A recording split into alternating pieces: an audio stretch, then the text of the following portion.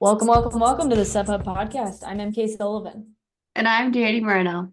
And today we are going to give you our reactions to the Kobe Trail, the first stage of the Golden Trail World Series this year. It delivered. I think it gave us all kind of the edge of the seat, I don't know, expectation we were having, especially being the first stage of the Golden Trail World Series this year. And then we are going to preview, because they are doing a back-to-back double hitter in Asia, the race at Four Sisters Mountain in China. So we're going to do a preview of that. But also, it is race week for MK and I. I'm doing the 50K. She's doing the 100K. Just a brief, how are you doing? Pretty good. Yeah, we talked offline a bit about how we're both tapering right now. We're trying not to do like too many extra activities because don't have as much running to do, trying not to think about the race too much. But I mean, I have two back-to-back 100K blocks under my little feet right now, so I'm definitely fit, like ready to run hard. I'm mostly just like so ready to race. Yeah. But yeah, I packed all my little crew bags. That was my activity today. I probably will regret having done that so early, like in 2 days when I need something to do, but No, that's a yeah, really I'm good feeling good. activity because then you don't have Yeah. to think about it now. You just like already did it. Yeah. Now Tommy can think about it. He can go through it Exactly. and inevitably be like, is this enough food? And I'll be like, not on me. This is on you now. I don't How think are about you that feeling? anymore. Well, I was gonna ask if each of them has a plane on it as well, your crew bags. Yeah, it's got like written out like what I want, what I need is going to be in there. And then there's also going to be notes like, if I'm hot, give me this. If I'm, Oh my tired, give God. me more food or whatever. Dude, And you're then like they're already in an ultra charge. pro. What? Yeah, I've never well, had instructions when I've crewed people. I also, it's funny because like I've been running with a bunch of guys who are also running Canyon Center K, and I'm just a planner. Like that's just who I am in life in general. And so Yeah. I keep asking them questions like Tim Tollefson, Matt Seidel, Trayson Knopp, and Rod Favard. And all of them are like, sorry, MK, we haven't planned that far ahead. And I'm like, how are you guys not thinking about these things? So I imagine that like they don't have instructions on their crew bags. They're just like, hand me some food. I know Yeah, yeah. Trayson is like that at least. Whereas I'm like, no, I have like the specific flavors I want. It's like if I'm hot, give me an ice gel. If I'm not hot, I don't need one. Like No, I I want the love it. orange flavor and the lime flavor. It's so thoughtful and methodical. I as a planner myself, I can appreciate that. And I know you're just like that, but I'm sure also having like a background as being an assistant coach and like knowing what the athlete needs probably helps a lot with that. And I just think it's really cool to highlight that because I was talking to a friend about this past week, how like there's a lot of, by no fault to the media, maybe minor fault to the media, but I feel like men get so much attention for them being methodical and being like true professionals. And we have so many badass women that are very like you, like planning out so much and like trying to mitigate for all the circumstances, that I think it's just really important to like highlight that as well. It's like, yeah, we're out here having a good time and we smile and do all these things, but we're also like freaking dialed, a lot of Yeah, us, I'm and like gaming. we're gaming and like I just think that's really cool. This being your first ultra and already being like that thoughtful about it is really cool. Yeah. Yeah. The smile is part of the game. You got Yeah. to throw people off. Oh Like, yeah. how's she Yeah. really feeling in there? And it's meant like I do love smiling. It's Like it's not, huge mental. Yeah. yeah. um Um, yeah. I mean, at this point though, it'll just be like they'll hand me stuff and then it's on them to like, well, it's on me mostly, but it's on them to like give me the right words of encouragement as I'm leaving the aid station. I love it. Yeah. So And yeah. we're set up for some good weather. I'm also doing well. I realized in this taper, this is the first true taper I've had since maybe like OCC, where I'm actually like, well, it kind of got sizzled out when I got sick and was pooping nonstop. But like, For since I quit OCC, not this week. OCC, yeah, yeah, yeah. Yeah. So maybe I didn't fully experience it because then that was just like stressful and like mm, I I like felt embarrassed. I'm like, this is happening to me, you know? So put that Yeah. away. But I feel like this is the first taper since I quit my tech job that I've had time to just focus on a race while tapering. Whereas Yeah. like after OCC going into Kodiak and what else did I have? Oh, Mammoth Trail Fest. I didn't taper because I'm like, well, I'm already rested. There's no point You're in like building increasing the into it. mileage. Yeah. It was just Yeah. kind of like, well, I guess we'll just keep running 40 to 60 miles and keep this train going. Whereas, and then even Eiger before that, I'd quit my job. I didn't taper for it. Like truly, it was like 3 or 4 days where I like took a dip. So, anyways, that's been very enlightening for me this time around where I'm like, oh, this is different when like I'm not working, having that extra time and just kind of like sitting and being present with it, I guess. Yeah. Yeah. Yeah. I was telling Danny that my coach Rick texted me um yesterday. He was like, okay, you have an off day tomorrow, but don't do too many other things.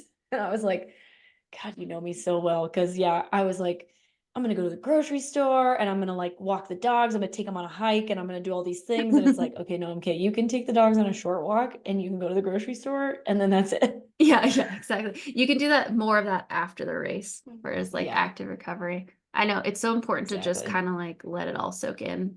So yeah, just a reminder for all those tapering. So if you see us at canyons, we're gonna have stickers. So please come to us. We'll pass those out. And yeah, just like say hi. If you see us in the race, give us a maybe keep it up. Good job. Run Yeah, yeah. faster, do better. No, I'm kidding. Don't be savage like that. Don't look so Um, bad. don't look so bad. But yeah, please come up and say hi. We love hearing from you guys, especially in person. So we'll be in Auburn this Yeah. weekend. All right. I think that's good enough for that. Kobe, Yeah. first trail, Golden Trail World Series. First thoughts. My first thought is that Danny and I were texting the entire day after the race, like, well, actually that whole week, and just being like, well, thank God we didn't make predictions on the pod. But even if we had, I would have gotten most of them wrong. Like my first thoughts was just like surprises all around. Um, and I'm sure that you probably felt pretty similar about that. Oh, totally. Yeah. I probably would have got like the characters that I thought would be in the mix were mostly in the mix or like just, banging on the back door. But how ultimately ended up, I think what I thought was great is ourselves included, a lot of people were so fixated on the technical terrain because it was extremely technical. Like even watching the videos afterwards and like as a runner going into that, even though like we've both have run multitude of technical, that's something that probably would have been like, oh damn, like this is gonna be tough. Like, how am I gonna keep contact with people, etc. But in the end, it was the opposite. It was like the strongest climbers who could climb at the end. Again, when we talked about like that third and fourth loop, that's who ultimately like shined and won. And there's a couple of asterisks, but that's who came up like truly on top was Patrick Ipniego and Maud Mathis, like two insane climbers. Patrick is the world VK champ.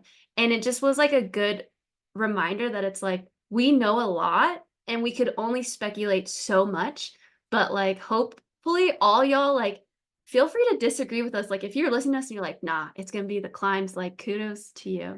Does that make sense? I guess I was just Yeah, kind of like, no. I still got stuff to learn. I totally thought it Yeah. was gonna be like a downhill race for sure. Yeah. I mean, because even like I think a lot of the people that were at the race, like we kept seeing people post on Instagram, like if you're not ready for these downhills, like it's gonna be rough for you. And we were like, oh my gosh, this is gonna be crazy. But yeah, it was like, and I mean, it makes sense. Like you still have to have legs to do that climb at the end. If you don't, like, what's the point of being good at downhill? And so, I Yeah. mean, it was absolutely wild, but I yeah, was gonna it say, definitely delivered. yeah, it definitely delivered. I was gonna say one thing too, like something that I was thinking about was maybe this was the line or the threshold of too technical that whether you were great at technical or somewhere in the middle, you weren't going to lose that much time because even someone who is like truly superb, like El Hussein, right, at technical terrain, it's like how much time was he actually gaining there for it to be enough in the end? Like, yeah. I thought that was pretty interesting. And Roberto Del Renzini, like, he had a rough time those last two loops, and he, like, seeing the videos of him, he looks so smooth on those downhills. Yeah. And I mean, I'm guilty of it, and everybody at the press conference is guilty of it. Like, nobody thinks that Patrick is a good technical athlete. He showed that he is, but also like you said, he's a two-time world champion in the VK. Like, he is the best climber in the world, and so he was just good enough at the technical running that he didn't have any problem passing everybody in the end. Yeah, insane. Um, wow, I feel like I just like got something off my chest. Everything that I was thinking about, I was just like, whoa, and this and this and this. Anyway, so the race ultimately it unfolded similarly. Patrick was not leading until the last two loops, and then same with Maud. So men's race first, or we'll start with the women's race. The women's race first, like Joyce and Allie Mack both took it out pretty hot. And you could see in the videos they were leading by like maybe 30 seconds, maybe a minute. I have to look at the loop things.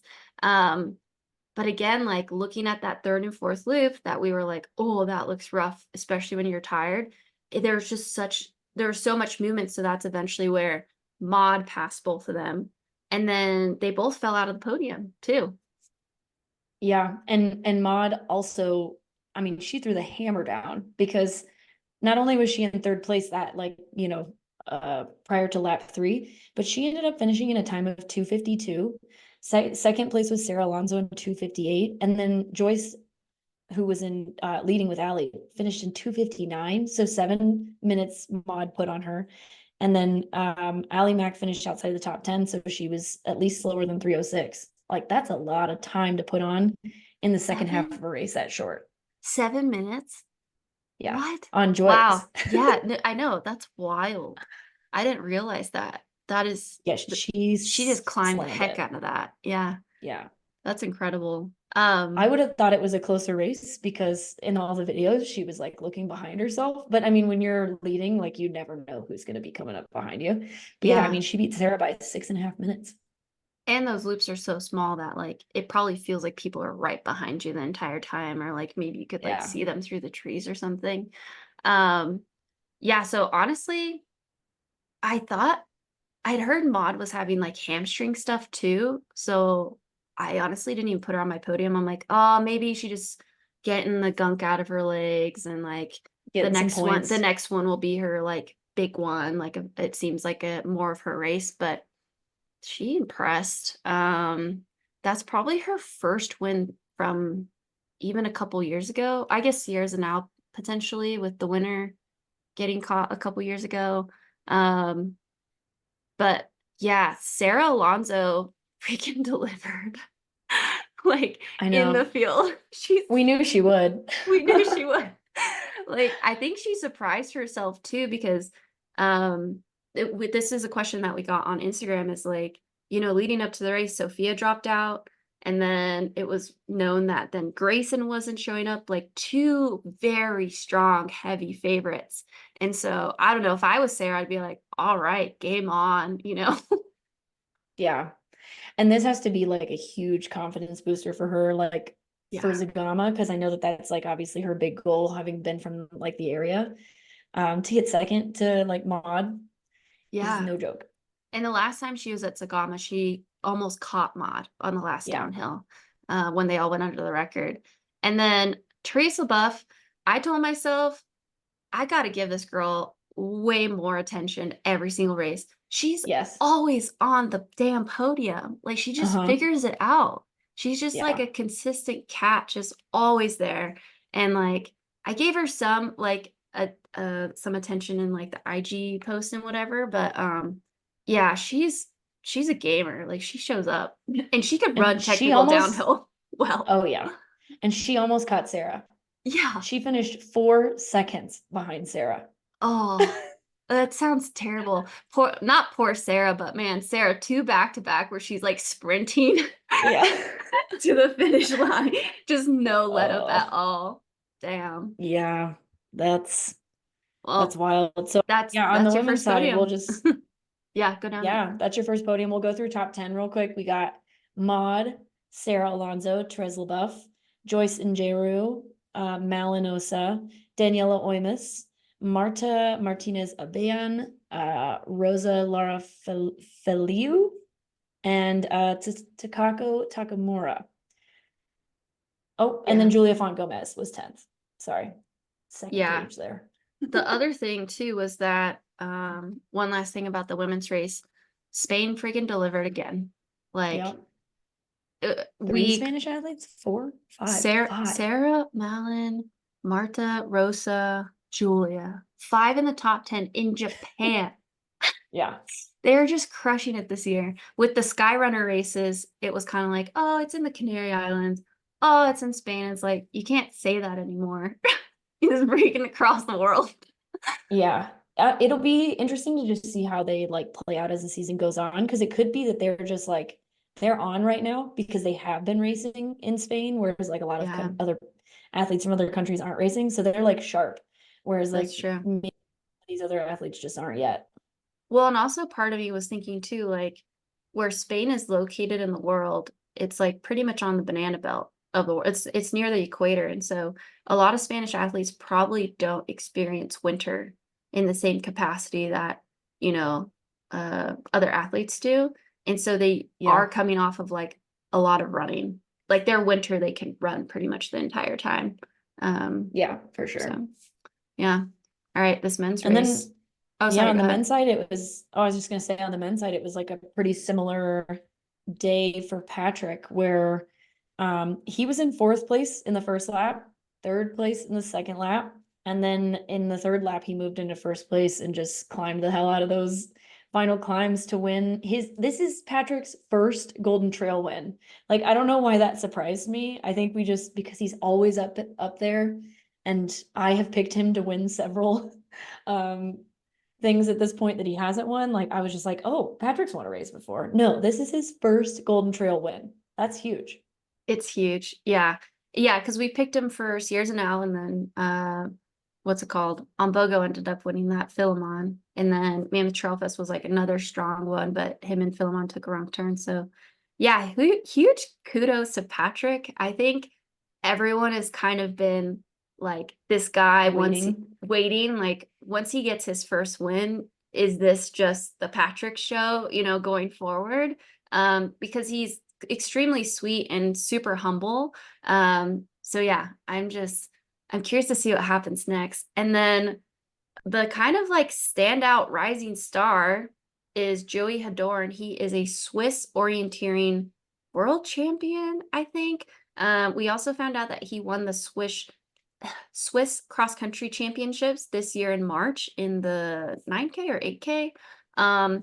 This kid had, I don't know why I'm calling him a kid. How old is he? He's probably like our age. Okay. I don't know. Check that. It just seems like he came out of nowhere and he's like a young guy. But he led. I'll look it up. He led the first 2 loops, like no hesitation, yeah. And it seems like he was doing extremely well on the downhills. El Hussein was also just like right behind him, tucked in there. And it wasn't until, again, like that 3rd and 4th loop that Patrick passed Joey. So huge kudos to Joey Hador. And he's 27. Okay, so he's a couple of years younger. He's a kid. He's a kid. No offense to anyone who's 27. You're not a kid. You're a young adult. But yeah, the Judith Wider commented on our Instagram post saying like, this is just the beginning for him, and he is racing this next weekend, which we'll get into. But yeah, El Hussein ended up 3rd. It sounded like he rolled his ankle somewhere or something like that. Yeah, took a fall of some sort. Took a fall of some sort. But you know, first race of the season to get on the podium, that's great points there. Bart, we thought, had an incredible day. He was only 6 seconds behind El Hussein by the finish line. And just seeing the videos of him like pushing through the downhills and the uphill, you could tell he was like giving everyone a good fight. So it was great to see Bart up there in 4th. Yeah, do you want to finish this top 10 out? Yeah, so just a real quick thing, that Joey was actually only like 70 seconds back from Patrick, which is Like if you're Oh, Joey, like that's got to feel pretty good because yeah. Patrick is obviously one of the best in the world. Well, he is the best in the world at climbing. And my hot take for the year is that this is Patrick's year for Golden Trail. Like I think he's Ooh, gonna overthrow King Remy. So to be that damn. close Yeah. to Patrick, crazy. So yeah, we got first place Patrick, second Joey Hadorn, third El Hussein El Azoui, fourth is Bart, fifth is Daniel Pattis, sixth is Marcin Kubica, seventh Roberto De Lorenzi, eighth Bogdan Damian, ninth Cesar Maestri, and then in 10th place Alex Garcia Carrillo. Damn. So, Yeah, those are and I think that like all of these people are going to China. wild. Yeah, it is pretty interesting that Roberto fell back pretty hard the last couple laps, and so did Julia Font, and they're both coming off of Calamaro. So I'm interested if they potentially were both a little bit more fatigued from that effort than they realized and it hit them the second Yeah. half of the race. Or if their pacing for the race was just similar and that just happens to be a coincidence. But Yeah. yeah, first American on the men's side was Garrett in 15th place. And then Allie Mack, like we said, did take it out, and she eventually ended up in, I think, top 15. Yeah, I think she was 12th, Oh, 12th. Okay. Oh, so she was technically I the top think. American. She was Yeah. she was 12th. Um, and yeah, I think that's it for Kobe. The last thing I just want to say to like kind of wrap it up, it was cool to have the race in a different place for sure. I think they should keep continuing doing Asian races, and it was cool to see like the cultural side of it and stuff too. How did you feel about how this course? We actually got this question. I think it was potentially from Francesco. How do you think this course is in comparison to all the other Golden Trail World Series courses, though? Do you think it fits in this series? I mean, if you compare it to the final last year, I think it's pretty similar. Like maybe obviously more technical, but the similar in the sense that it's the flowers, so you're going up, down, up, down, up, down. But do you think it was So too technical? I don't know because people still ran like pretty fast. I mean, I guess it was kind of slow compared to like another race of this distance, but I think it's good to have a little bit of both. Hmm. Um, I don't know. It does not fit in the sense that like Mont Blanc Marathon, even Zagama, Sears and all, any American race, like none of those races are really that technical. They're pretty fast. Each of them has like technical sections, but well, Sears and all has no technical sections, but like there's at least some technicality in Mont Blanc Marathon at the top of Aiguillet des Poussettes. Like there's some technicality in Zagama, but a lot of it's grass. It depends on the weather mostly than it does like the course itself. So, I mean, I think it's fine. If they could find a race in Japan that was like maybe less technical and more along those lines, but then I think that it would have to be longer, because all of those races that I just mentioned are longer races. And I don't know that it needs to be longer because then you like run the risk of all of these athletes just like totally burning out. Yeah, What about totally. you? I think I'm on the fence. Like to me, this definitely felt more like a sky running race. Um, like technicality rise and wise and even like the profile. But in the end, like Golden Trail so claims like they are trying to find like the most well-rounded runner. And it's not like they haven't had technical races before, like Norway or Dolomites. Like they're different types. Um, Yeah, but I think yeah, this is just with the flower format, it just usually a technical section lasts a bit, whereas this was yeah, kind of like hot rounds of it. And so it yeah, doesn't surprise me that people were rolling their ankles because it feels almost like intervals, you know? yeah. And you're just getting Um, more and more tired and a little less yeah, like your stability is getting worse and worse. And then yeah. exactly. But yeah, I don't know. Let us know what you guys think. I'd be very curious.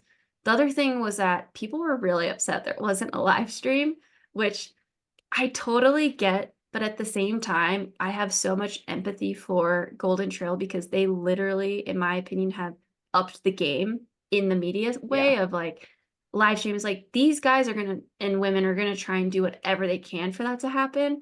So for it not happening, they are equally, if not more, disappointed in it, in there not Yeah. being a live stream. But a lot of people are like, what kind of series is this? Like I was just reading some comments. I was like, whoa, whoa, whoa. It's like a new country, it's a new race, like they're figuring it out. Yeah. Um, Because my first thought was actually when I heard that there was no live stream, is I was like, is Golden Trail going to come back to this race?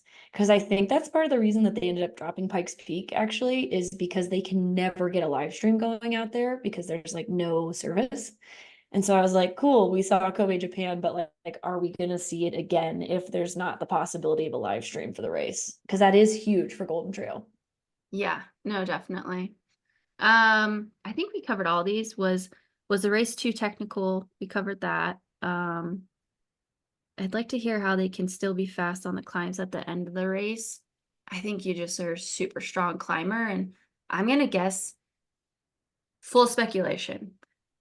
If I was running this race and I was Mod, I would just conserve my energy on the downhills and blast the uphills.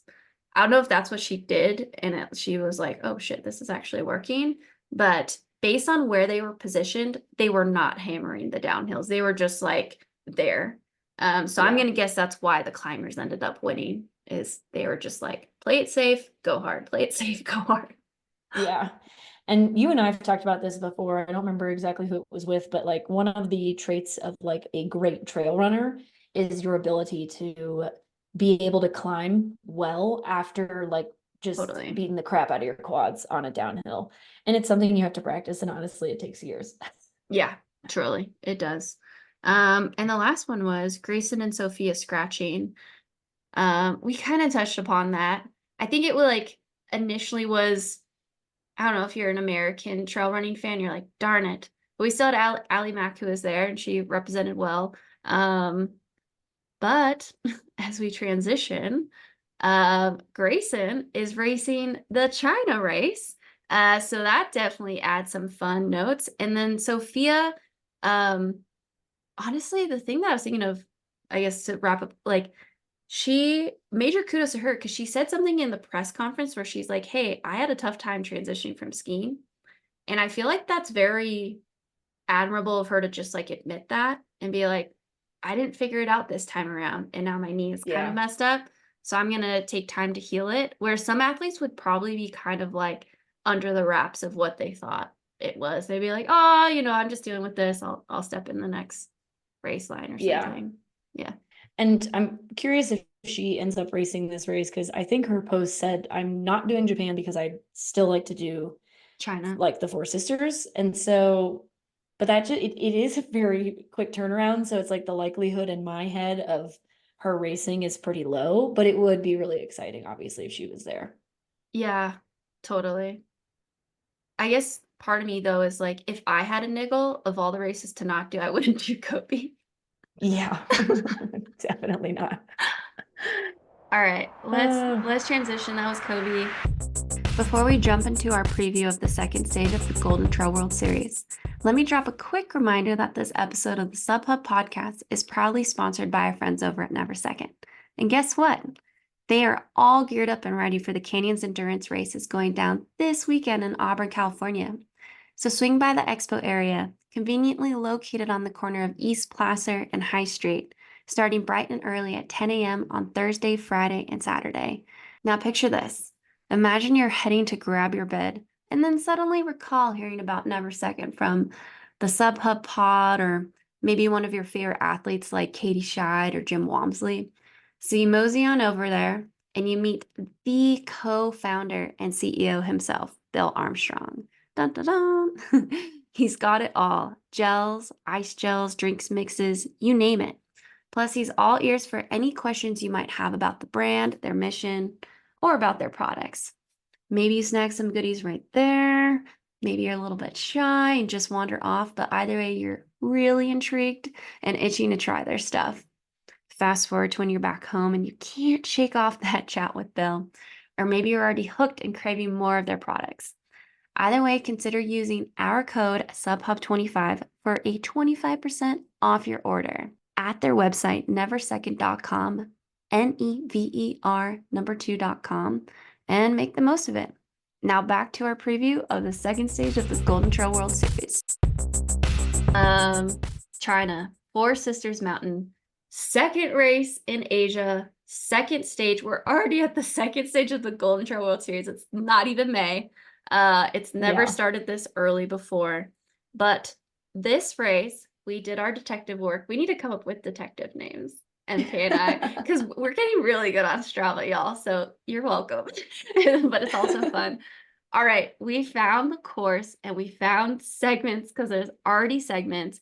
Kind of wild, but races have already happened in this area. People like Tim Tollefson have run there. Jason Schlarb, he's like an ultimate direction athlete. He's run there. So yeah, it seems like there's been some races in this area roughly, but this race is high, period. Period. That's it. This, We'll leave you with the that. race, yeah. I think we talked to Francesco about it in our preview last week, and he mentioned that it was at 4,000 meters. And I was like, that's a mistake. He didn't mean to say 4,000 meters, but no, he meant it. He meant it. This race starts at 10,000 feet and they climb up to almost 14,000 feet in the first like 4.5 miles. Yeah, it's high. And it's not like the athletes haven't done that before. Pikes Peak, you run up to 14,000 feet. But that one you just end at the top. And anyone who's run at altitude, if you're not acclimated, like that transition between like climbing and surviving to trying to run fast downhill, it doesn't happen overnight. Like it's hard because you're like trying to push all So that dizzy. lactic out as fast as possible. So it's going to be really curious to see how people do. The race is approximately 23K, which turns out to be, what is it, like 12 miles or so we were seeing on our map? Yeah, it's 12 and a half, basically 12 and a quarter. 12 and a quarter. Okay. And it has about 5,600 feet of climbing. It says 1725 meters, roughly. It's the same gain and loss. Half a mile into the race, so roughly a little less than a K, you climb 4.2 miles, and in that you gain 2,600 feet. And looking on YouTube, it looks mostly like pretty buttery, but there's snow on the forecast, so we're thinking there's actually gonna be snow on the ground for them. We don't have a race start time though, so it's hard to say if the snow will be melted or not. Yeah, that is the Yeah. first climb. So that's gonna really be beneficial for people like Patrick, Bogo, Maud, Grayson, Sophia, if she lines up, like anyone who is like a stellar climber or who has had great success at Sierras now, we think is just gonna crush it on that climb. Yeah, definitely. So like we tried to look on Google Maps as well, but that first climb is pretty treed. So it's probably like it's the grade of the climb is not so much that it's still, even if it's technical, I don't think it'll be that different than if it was buttery.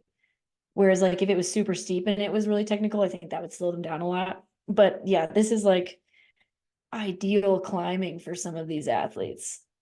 Like it's like mostly like 19-20% the entire way up. Yeah, just straight into But it too. yeah. But then so you climb all the way up to 13,284 feet, something like that. And then this might be the worst part of the course. I think it is for sure. Yeah. It's a little over a mile descent, but in that mile, you lose 2,500 feet of a gain or 2,500 feet. And again, that's in the trees. So we don't really know like what that looks like. Yeah. Could be like Kobe technical, could be like Chamonix technical. So not quite as bad. Like we don't really know what it looks like, but that is a lot of feet to lose in a mile. Yeah. Part of me wants it to be like super fast, like just super Yeah, like runnable, sham. like Sham or something. Yeah.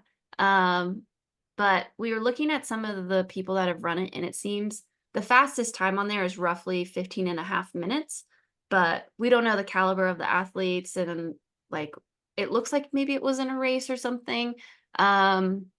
But maybe that means the men are going to be 12 minutes, maybe 13 minutes. And the Yeah. women are running like maybe closer to that 15, 16. We don't know. But either way, that is a fast push. And then the rest of the course, like you kind of have, it looks rolling, kind of like a gradual up and then a gradual down.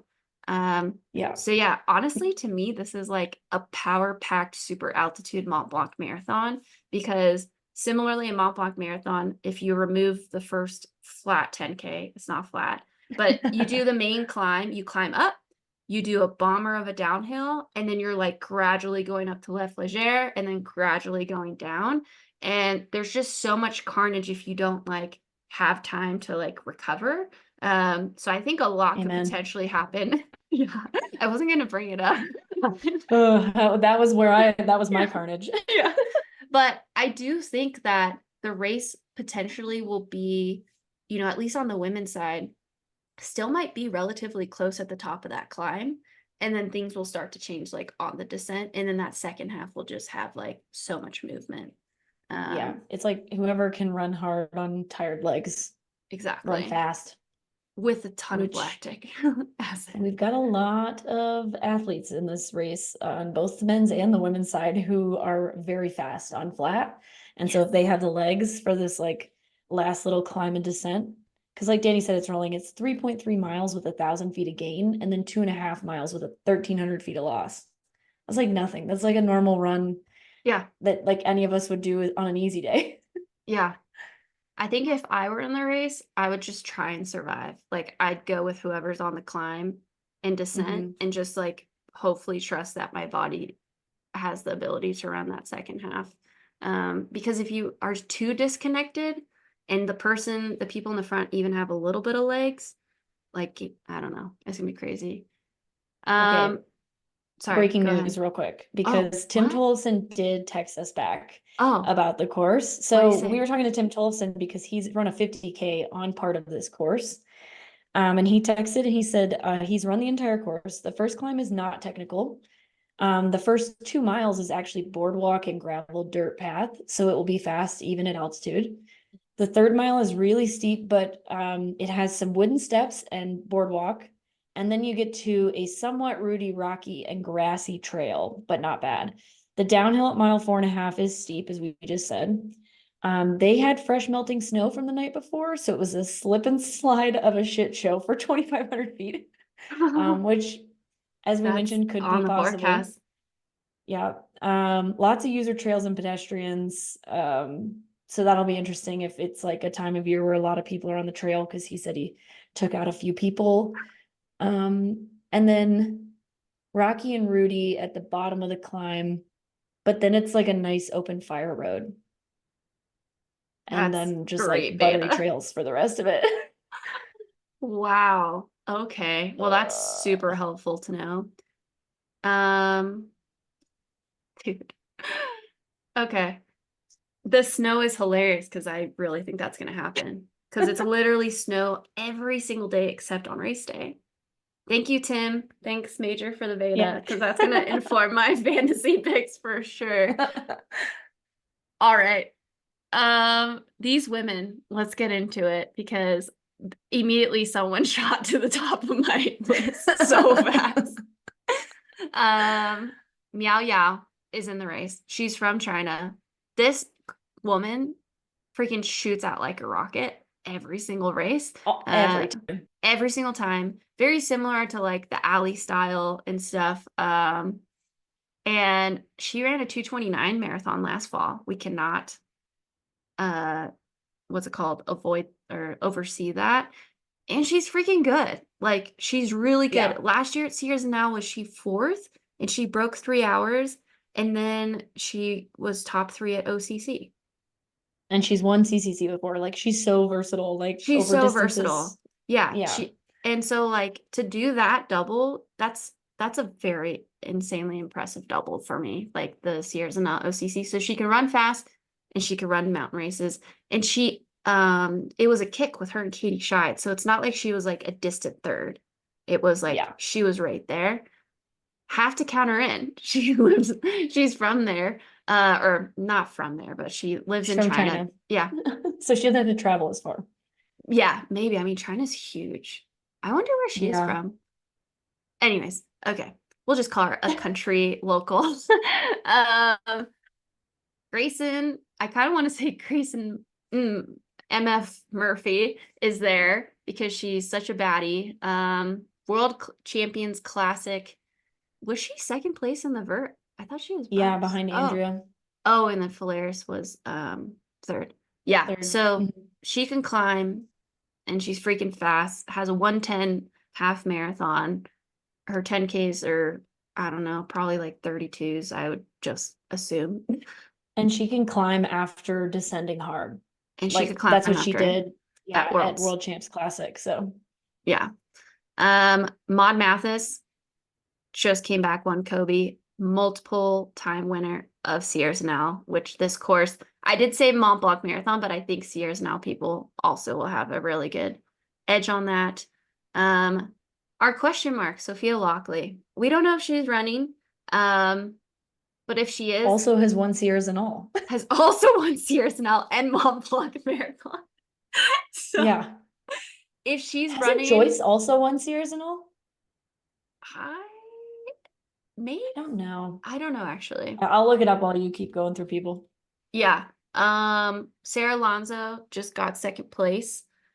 Sarah Alonso is a super versatile athlete. This is the one course where I think she might be at a disadvantage because she is outwardly spoken how much she hates altitude and she doesn't like runnable courses.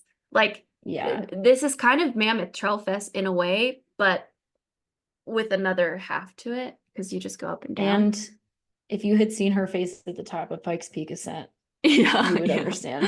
Sarah Yeah. hates Yeah, altitude. Sarah, we love you. We're only saying what you have said about yourself. Yes.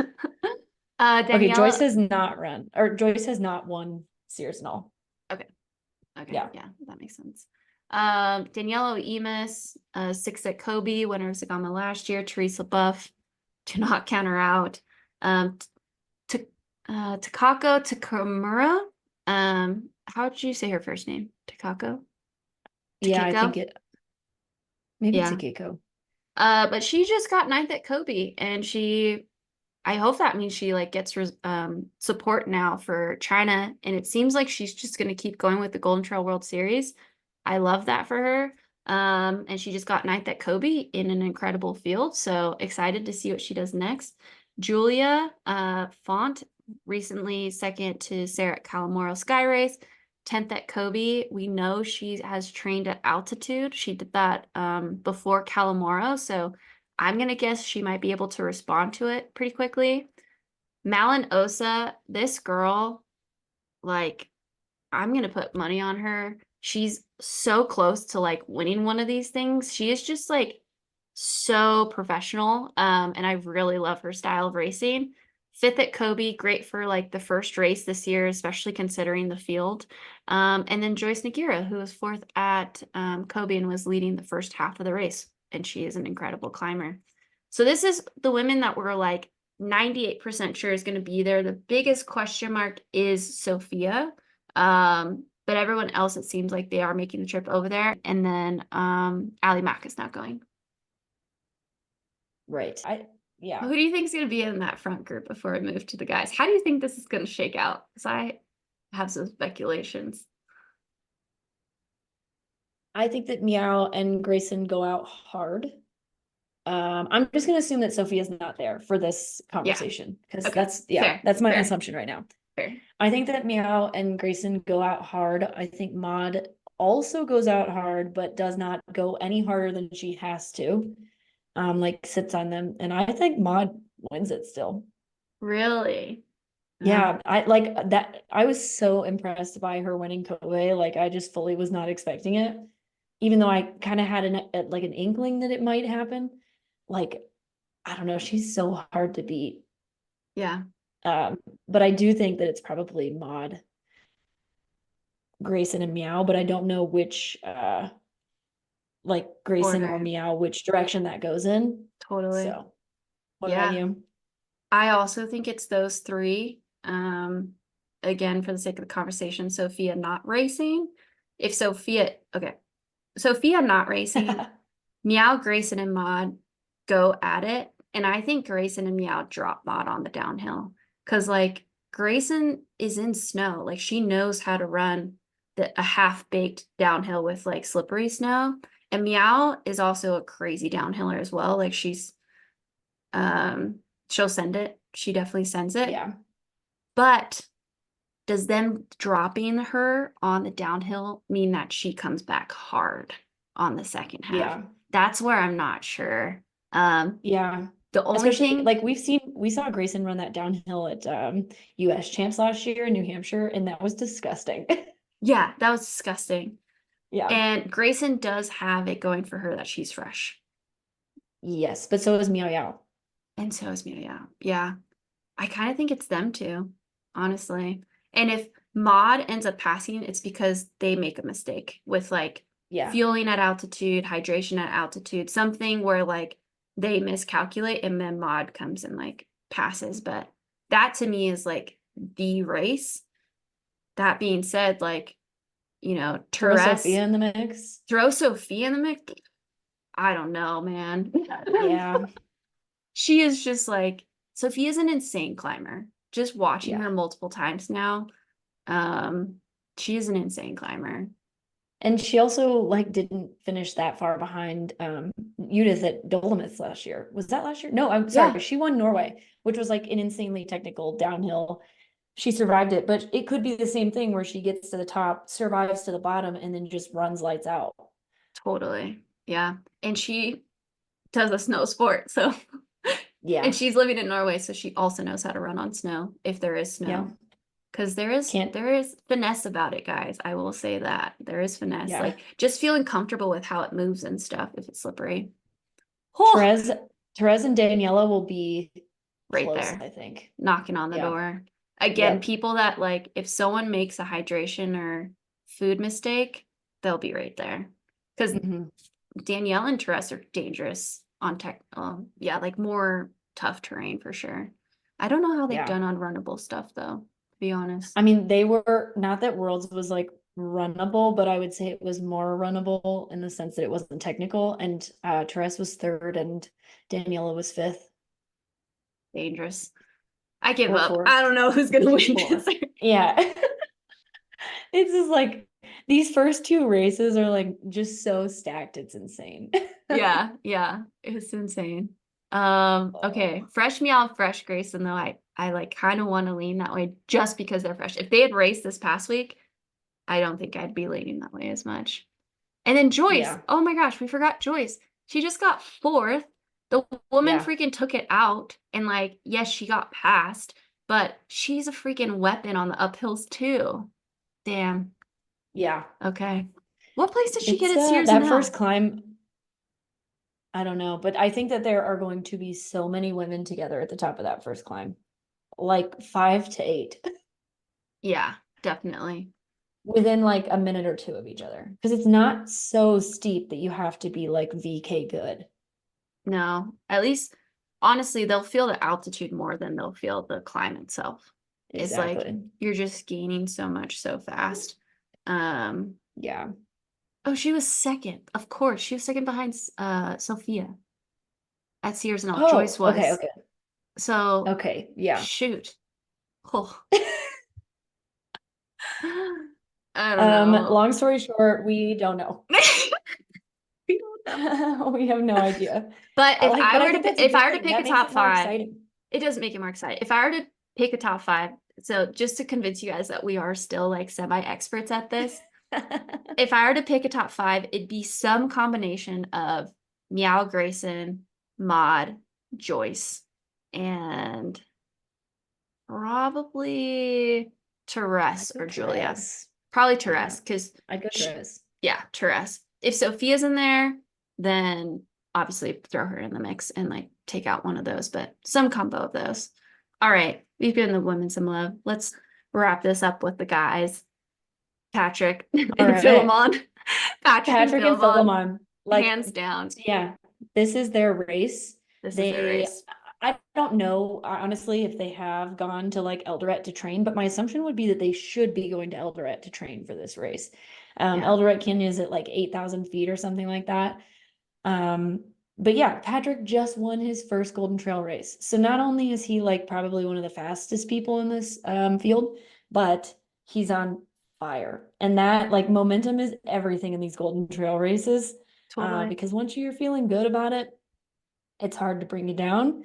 Philemon, though, he beat First. out Patrick at That's your Sierra no. Small. Like, Yeah. and we thought Patrick was the for sure win, having been like the two-time VK world champion. But um, yeah, he didn't have a good day at Kobe, but that kind of seems to be Philemon. Like Philemon's either like first, second, third, or he's like 20th. Like Yeah. Kobe definitely was not his vibe, and that's okay. Kind of like Pikes Peak Ascent last year. Yeah. Oh, so that's interesting, actually. Philemon did not do well at Pikes Peak Ascent, and I think that it was because of the altitude. So if they haven't been Yeah. training at altitude, he's That's definitely less right. of a threat to me than Patrick is. Yeah. Totally.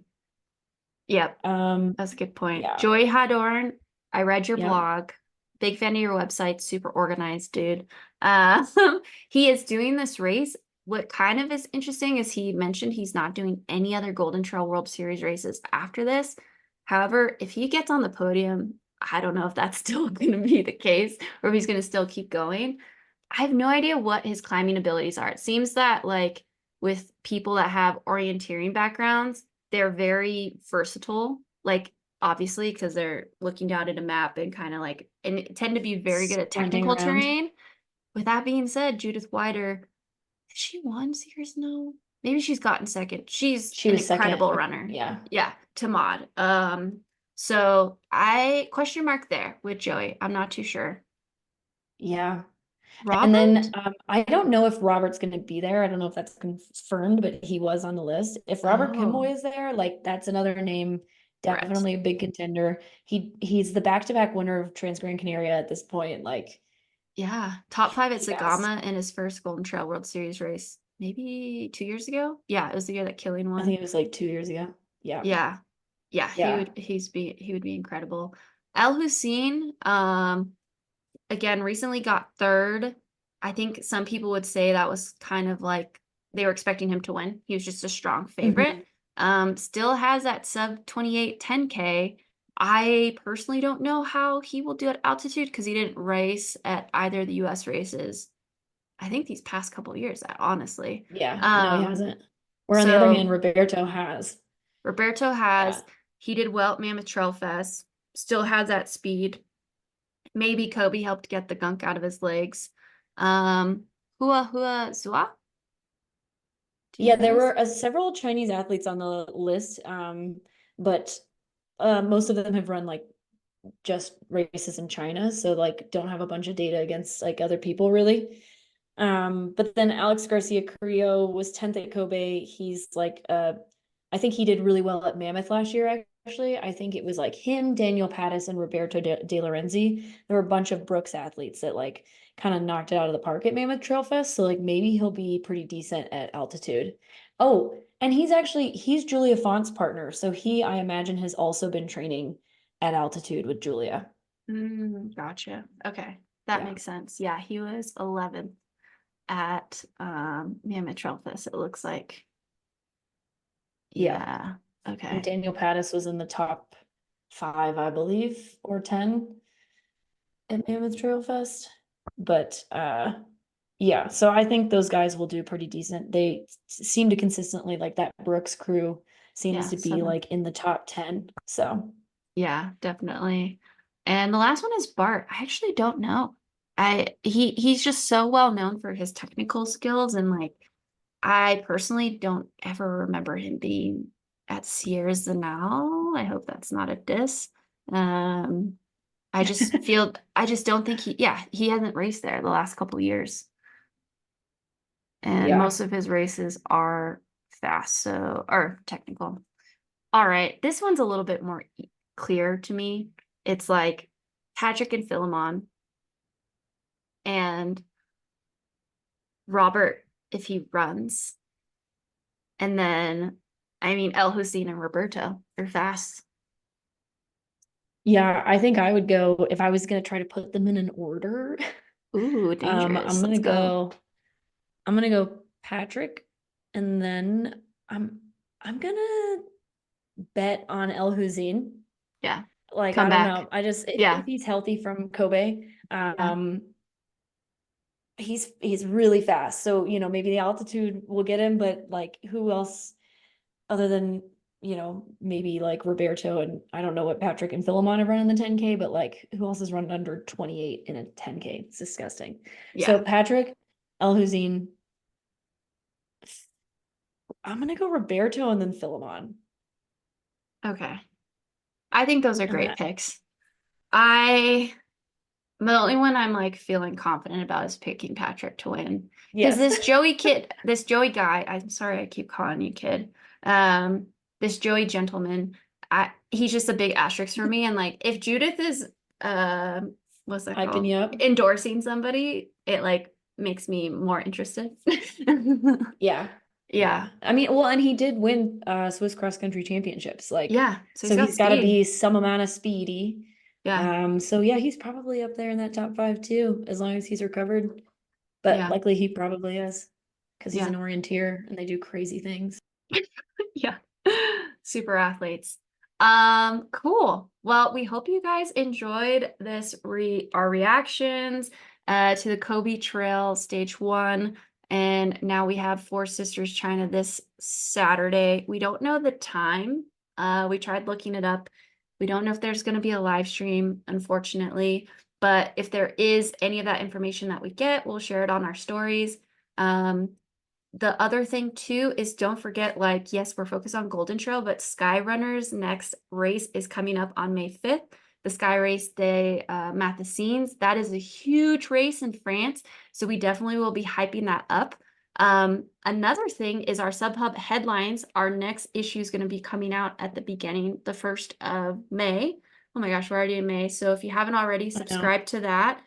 Subscribe to the YouTube and follow on Spotify and Apple.